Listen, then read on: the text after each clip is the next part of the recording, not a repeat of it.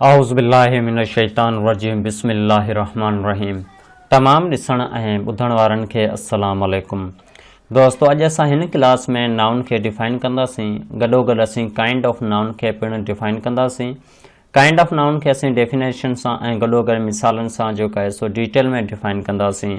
जेकॾहिं तव्हांखे नाउन या जेको आहे सो काइंड ऑफ नाउन मुश्किल लॻनि था त अॼु असां हिन वीडियो में तव्हांखे इहे तमामु ईज़ी करे पढ़ाईंदासीं।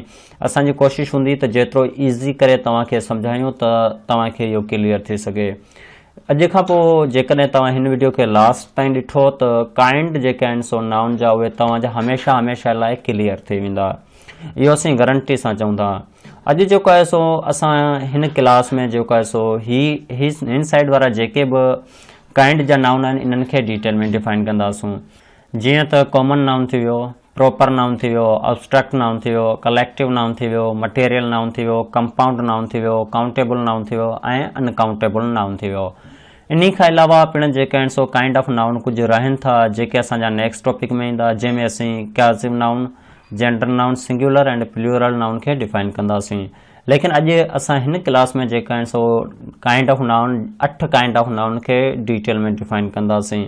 लेकिन हिन क्लास खे स्टार्ट करण खां पहिरीं असांजी हिकु रिक्वेस्ट हूंदी, जेकॾहिं तव्हां असांजे चैनल खे अञा ताईं नाहे सब्सक्राइब कयो त हींअर ई असांजे चैनल खे सब्सक्राइब करे छॾियो ऐं साथ ई बेल आइकन जे बटन ते क्लिक करियो त जीअं अव्हांखे असांजी नेक्स्ट अचण वारी वीडियो जी नोटिफिकेशन मिली सघे ऐं हिन वीडियो खे तव्हां लाइक करे छॾिजो।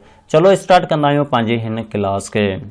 हिन क्लास में सभ खां पहिरीं असांखे इहो मालूम हुअणु खपे त नाउन चवंदा छा कया आहिनि। इन खां पोइ असीं काइंड ऑफ नाउन खे डिफाइन कंदासीं। लेकिन सभ खां पहिरीं असांखे इहो मालूम हुअणु खपे त इसम यानी नाउन चवंदा छा कया आहिनि। इन लाइ हिते हिकु डेफिनेशन आहे, the name of any person or thing is called noun. कंहिं बि शख़्स या शइ जे नाले खे इसम सॾिबो आहे। हिन डेफिनेशन में असां इहो क्लियर कयोसीं त को बि शख़्स हुजे या वरी का बि शइ हुजे तंहिंजे नाले खे असीं जेको आहे सो इन लाइ जेको एग्ज़ाम्पल आहे उहो कुझु हिन तरह सां आहे। अली हिकु नालो आहे कंहिं माण्हू जो, कंहिं शख़्स जो नालो आहे, इन खे असीं चवंदासीं नाउन। कार कंहिं गाॾी जो नालो आहे, तंहिंखे असीं चवंदासीं नाउन। बुक कंहिं शइ जो नालो आहे, तंहिंखे असीं चवंदासीं नाउन। चेयर कंहिं फर्नीचर जो नालो आहे, तंहिंखे असीं चवंदासीं नाउन। नाउन असां डिटेल में क्लियर करे वरितो आहे त नाउन असां चवंदा आहियूं कंहिं बि शख़्स हुजे, का बि शइ हुजे, उन जे नाले खे असीं चवंदा आहियूं नाउन। चलो इन खां पोइ असीं हाणे काइंड ऑफ नाउन ॾांहुं वधूं था। असीं फर्स्ट काइंड ऑफ नाउन में पढ़ंदासीं कॉमन नाउन। कॉमन नाउन खे असीं सिंधी में चवंदा आहियूं इसम आम। असांखे ख़बर पइजी वई त कॉमन नाउन खे असीं सिंधी में इसम आम चवंदा आहियूं। अच्छा, हाणे सवाल ई पैदा थिए थो त कॉमन नाउन आहे कहिड़ो। इन लाइ पिणु हिकु डेफिनेशन आहे। डेफिनेशन कुझु हिन तरह ते आहे, the common name of a person or things is called common noun. कंहिं शख़्स या शइ जे आम नाले खे इसम आम सॾिबो आहे। डेफिनेशन में असांखे इहो मालूम थी वियो त का बि शइ हुजे या वरी को बि माण्हू हुजे तंहिंजे आम नाले खे असीं चवंदा आहियूं कॉमन नाउन। इन लाइ हिते मिसाल आहे। मिसाल में कुझु हिन तरह ते आहे, जीअं बॉइज़ थी वियो, स्कूल थी वियो, गर्ल थी वियो, काउ थी वियो, हॉस्पिटल थी वियो। बॉइज़ मां मुराद त बॉइज़ को बि थी सघे थो। कंहिं असीं पार्टिकुलर कंहिं छोकिरे जो नालो नाहे वरितो, असां सिर्फ़ु इहो चयो आहे त छोकिरा केतिरा ई थी सघनि था, इन खे असीं चवंदासीं कॉमन नाउन। स्कूल कहिड़ो स्कूल, प्राइमरी स्कूल थी वियो, गवर्नमेंट स्कूल थी वियो। इन खां पोइ स्कूलनि जा नाला हूंदा आहिनि, कंहिं ॻोठ जे नाले सां हूंदा आहिनि, कंहिं शहर जे नाले सां हूंदा आहिनि। हिते फ़क़ति असां चयो आहे स्कूल यानी आम नालो आहे न, इन खे असीं चवंदासीं इसम आम। इन खां अलावा गर्ल का बि छोकिरी थी सघे थी, इन खे पिणु असीं चवंदासीं इसम आम। इन खां अलावा काउ, जीअं ढगियूं थी वियूं, केतिरियूं ई ढगियूं थी सघनि थियूं, त इन खे असीं चवंदासीं इसम आम। चलो हाणे हिकु ॿिए काइंड ॾांहं था। असां जेको आहे सो हिन काइंड खे पिणु उन काइंड जे रिलेटेड आहे, उन काइंड जे अपोज़िट आहे, त इन ऐं उन काइंड जे दरमियान असां जेको आहे सो फ़र्क़ु पिणु बयानु कंदासीं। असांजो जेको नेक्स्ट काइंड आहे उहो आहे प्रॉपर नाउन। प्रॉपर नाउन खे असीं चवंदा आहियूं इसम ख़ासि। हाणे सवाल ई पैदा थिए थो त इसम ख़ासि कहिड़ो आहे ऐं उन जी डेफिनेशन कहिड़ी आहे। इन लाइ हिते हिकु डेफिनेशन आहे, the particular name of person or things is called proper noun. कंहिं शख़्स या शइ जे ख़ासि नाले खे इसम ख़ासि सॾिबो आहे। अच्छा, हुते फर्स्ट काइंड में छा चई रहिया हुआसीं? फर्स्ट काइंड में असां इहो डिफाइन कयोसीं त को बि आम नालो, लेकिन हिते को ख़ासि नालो यानी कि उन जे अपोज़िट आहे। त इन्ही लाइ असीं हिते कुझु मिसाल ॾिनासीं। मिसाल कुझु इन तरह त आहिनि। पाकिस्तान, पाकिस्तान हिकु मुल्क आहे जंहिंजो नालो आहे। अच्छा, पाकिस्तान नालो थी वियो मुल्कनि जो। जेकॾहिं हिते असीं मुल्क, हिते असीं लिखियो आहे कंट्री लिखियो आहे न, पोइ उहो हलियो वञे कॉमन नाउन में। असां कंट्री जो नालो लिखियो आहे, कंहिं ख़ासि पार्टिकुलर लोकेशन जो नालो वरितो आहे, कंहिं जेको आहे सो कंहिं ख़ासि असां जेको आहे सो पार्टिकुलर कंहिं कंट्री जो नालो वरितो आहे, इन लाइ असां हिनखे चवंदासीं proper noun. Sindhi language, Pakistan में केतिरियूं ई ॿोलियूं ॻाल्हाए वञनि थियूं। जेकॾहिं असां फ़क़ति लैंग्वेज चऊं आहे त उहो थी वञे असांजो कॉमन नाउन, लेकिन असां हिते चऊं पिया सिंधी लैंग्वेज, त हीअ असांजो थी वियो प्रॉपर नाउन। कराची, कराची जेको आहे शहर आहे, सिंध जो शहर आहे, असीं नालो वरितो आहे त इहो थी वेंदो प्रॉपर नाउन। असां सिर्फ़ु हिते सिटी चऊं आहे या ख़ाली शहर चऊं आहे त उहो असांजो थी वञे हा common noun. English book, English book असां बुक जो नालो वरितो आहे त इहो बुक जेको इंग्लिश, त इहो थी वेंदो असांजो प्रॉपर नाउन। जेकॾहिं हिते ख़ाली बुक हुजे हा त इहो असांजो थी वञे हा कॉमन नाउन। उमेद कंदा आहियूं तव्हांखे ही डिटेल में समझ अची चुको हूंदो त प्रॉपर नाउन कहिड़ो हूंदो आहे, कॉमन नाउन कहिड़ो हूंदो आहे। प्रॉपर नाउन में असां जेको आहे सो कंहिं ख़ासि नाले जो ज़िक्र कंदा आहियूं, कंहिं ख़ासि शइ या कंहिं ख़ासि शख़्स जो ज़िक्र कंदा आहियूं। ऐं कॉमन नाउन असां चवंदा आहियूं को बि आम नालो हुजे, का बि आम जॻह हुजे, आम नालो हुजे, तंहिंखे असीं कॉमन नाउन चवंदा आहियूं। चलो हाणे वधूं था काइंड नंबर 3 ॾांहुं। काइंड नंबर 3 में असां वटि अचे थो एब्स्ट्रैक्ट नाउन। एब्स्ट्रैक्ट नाउन असां चवंदा आहियूं इसमें ज़ात खे। इन जी हिकु डेफिनेशन आहे। डेफिनेशन हीअ आहे, the name of an action, state, quality or science is called abstract noun. कंहिं कम, हालत, ख़ासियत या ॼाण जे नाले खे इसमें ज़ात सॾिबो आहे। असांखे ख़बर पइजी वई त का बि ख़ासियत हुजे, का बि हालत हुजे, या वरी को कमु हुजे, का ॼाण हुजे, तंहिंखे असीं चवंदा आहियूं एब्स्ट्रैक्ट नाउन। जेकॾहिं आउं एब्स्ट्रैक्ट नाउन खे अञा बि ईज़ी करे तव्हांखे सम्झायां त एब्स्ट्रैक्ट नाउन असां उन ॻाल्हि खे चवंदा आहियूं जंहिंखे असीं न हथु लाए सघूं ऐं न वरी ॾिसी सघूं। यानी कि अहिड़ी ॻाल्हि जंहिंखे असीं न ॾिसी सघंदा आहियूं, न वरी उन हालत खे असीं न हथु लाए सघंदा आहियूं, त अहिड़ी ॻाल्हि खे, अहिड़े नाले खे असीं चवंदा आहियूं एब्स्ट्रैक्ट नाउन। इन जा जेके मिसाल आहिनि उहे कुझु हिन तरह ते आहिनि। जीअं टीचिंग, टीचिंग यानी पढ़ाइणु। पढ़ाइण खे न असां ॾिसी सघूं था ऐं न वरी इन खे असीं हथु लाए सघूं था, ऐं इहो हिकु ॼाण आहे, पढ़ाई हिकु ॼाण आहे, त इन खे असीं चवंदासीं एब्स्ट्रैक्ट नाउन। इन खां अलावा पावर्टी, जीअं गुरबत, गुरबत न असां ॾिसी सघूं था, न वरी इन खे असीं ॿुधी सघूं था, त इन खे असीं चवंदासीं एब्स्ट्रैक्ट नाउन। इन खां अलावा आहे ऑनेस्टी। ऑनेस्टी असां चवंदा आहियूं ईमानदारी खे।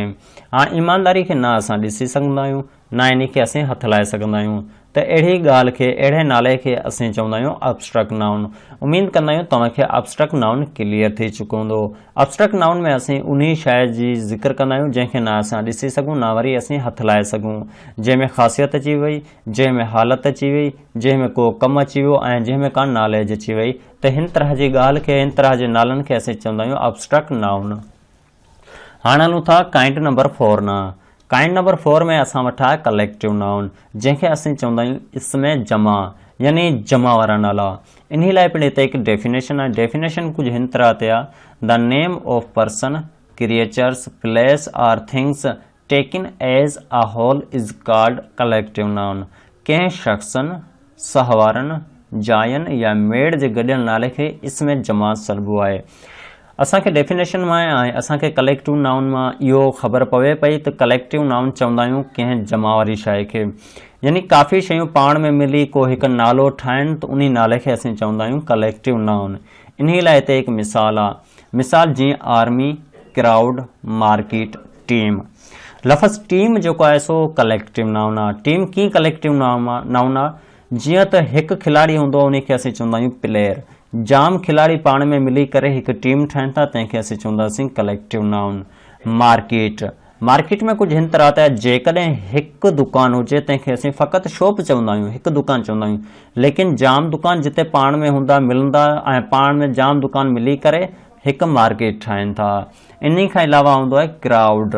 क्राउड जीअं त हिकु शख़्स हुजे, हिकु माण्हू हुजे, ऐं जेकॾहिं उते जाम माण्हू मिलंदा, जाम माण्हू अची वेंदा, त उन हिकु नयो लफ़्ज़ ठहंदो क्राउड जे नाले सां, तंहिंखे असीं चवंदासीं कलेक्टिव नाउन। हाणे पंहिंजी तरफ़ खां तव्हांखे थोरो सम्झायां थो त कलेक्टिव नाउन कहिड़ो हूंदो आहे। कलेक्टिव नाउन कुझु हिन तरह ते थिए थो जीअं त हिकु माण्हू अचे पियो न, असां चवंदा आहियूं अदा हू माण्हू पियो अचे, जेकॾहिं जाम माण्हू ईंदा त असां चवंदासीं हू जेको लश्कर पियो अचे। हाणे लफ़्ज़ लश्कर जेको थी वियो इहो थी वियो कलेक्टिव नाउन। इन में इहो मालूम थियो त जाम माण्हू पाण में मिली हिकु लश्कर ठाहियो, तंहिंखे असीं चवंदा आहियूं कलेक्टिव नाउन। जीअं त इन खां अलावा हिकु शींहुं आहे त उन खे असीं चवंदासीं हिकु शींहुं पियो अचे, लेकिन जाम शींहुं अची विया त असीं चवंदासीं शींहनि जो धण पियो अचे, त लफ़्ज़ धण जेको थी वेंदो इन खे असीं चवंदासीं कलेक्टिव नाउन। उमेद कंदा आहियूं जेको आहे कलेक्टिव नाउन तव्हांखे क्लियर थी चुको हूंदो। हाणे हलूं था काइंड नंबर 5 ॾांहुं। काइंड नंबर 5 में असां वठां मटेरियल नाउन, जंहिंखे असीं इसमे जिनस चवंदा आहियूं।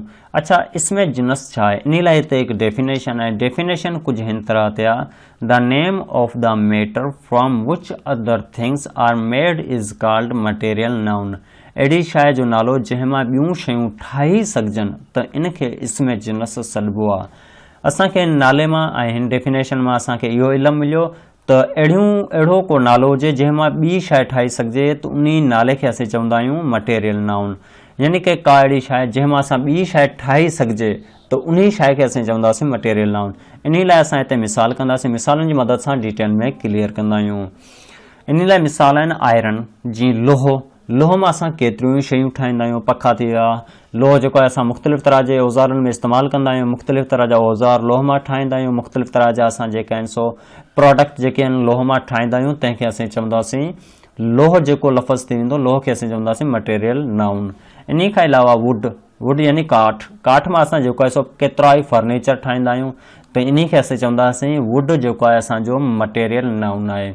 इन खां अलावा किलाई मिटी जेको आहे सो चीकी मिटी, तंहिंखे असां तंहिंमां पिणु जेको असां मुख़्तलिफ़ तरह जा प्रोडक्ट ठाहींदा आहिनि। जीअं ॿाराणियुनि में जेके आहिनि सो दिला थी विया, मट थी विया। इन खां अलावा ॿिया जेके आहिनि सो केतिरा ई थांव हूंदा आहिनि जेके मिटी जा ठहियल हूंदा आहिनि, तंहिंखे असीं चवंदासीं यानी मिटी खे असीं चवंदासीं मटेरियल नाउन। इन खां अलावा असां वटि आहे रबड़।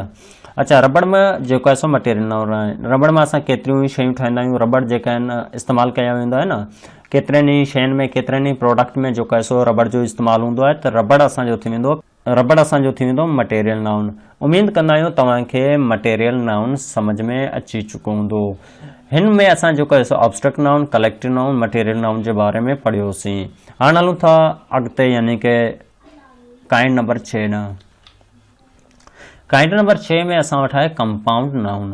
कंपाउंड नाउन खे असीं चवंदा आहियूं इसमे मुरकब।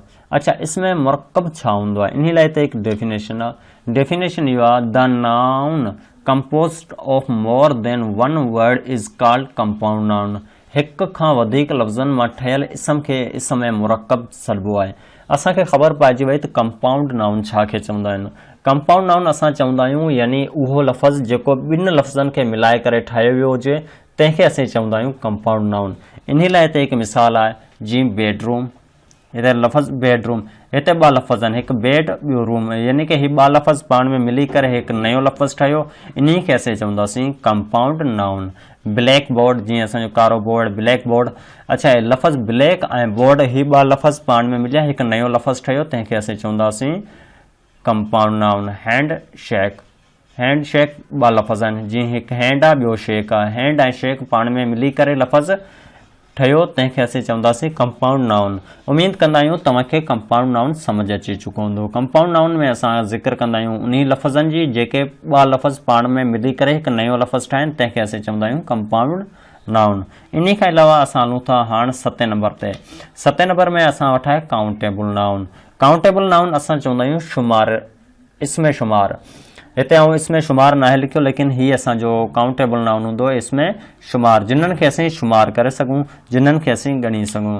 इन्हनि लाइ हिते हिकु डेफिनेशन आहे, the name of person or things that we can count. माण्हुनि या शयुनि जा नाला जंहिंजो असां शुमार करे सघूं। असां हिन डेफिनेशन आहिनि जेको आहे सो काउंटेबल नाउन जे नाले मां ई ख़बर पइजी वई त उहे शयूं जिन्हनि खे असीं ॻणी सघूं, तंहिंखे असीं चवंदा आहियूं काउंटेबल नाउन।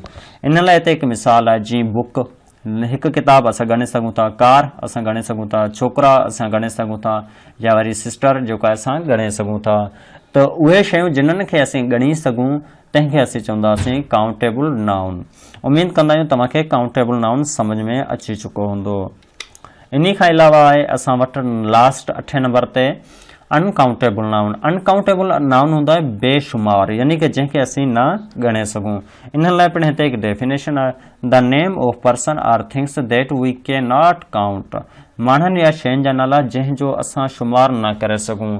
लफ़्ज़ अनकाउंटेबल में असांखे ख़बर पइजी वई त उहे शयूं जिन्हनि जो असां शुमार न करे सघूं या जिन्हनि खे असीं न ॻणे सघूं, तंहिंखे असीं चवंदा आहियूं अनकाउंटेबल नाउन।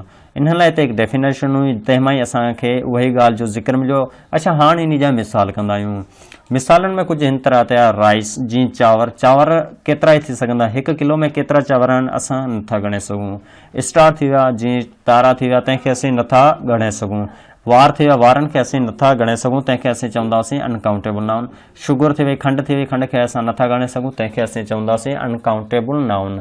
अनकाउंटेबल नाउन ऐं काउंटेबल नाउन इन जो जेको आहे सो ज़िक्र अवां मैथ में बि पढ़ियो हूंदो। मैथमेटिक जे किताब में बि आहे महदूद ऐं लामहदूद, उहे हूंदा आहिनि काउंटेबल नाउन ऐं अनकाउंटेबल नाउन।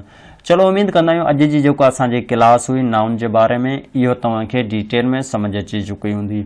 जेकॾहिं हिन क्लास में का ॻाल्हि तव्हांखे सम्झ न आई हुजे या वरी का ॻाल्हि तव्हांखे परेशान करे रही हुजे, तव्हां असांखे कमेंट करे पुछा करे सघो था। इन खां अलावा असां तव्हांखे इहो ज़रूरु चवंदासीं त हीअ वीडियो तव्हांखे कीअं लॻी, इहो बि असांखे अव्हां कमेंट करे ज़रूरु ॿुधाइजो। इनशाला हाणे असांजो हिकु ॿियो पार्ट रहे थो नाउन जे बारे में, उन्ही खे असीं नेक्स्ट क्लास में डिटेल में डिफाइन कंदासीं।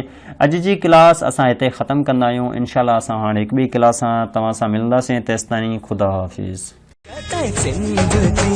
सिंध बारा जियन सिंधी टोपी अजरक बारा जियन इहा सिंध नदी रीता सिक भरी बीता रची नची यारो अंत हिकड़ो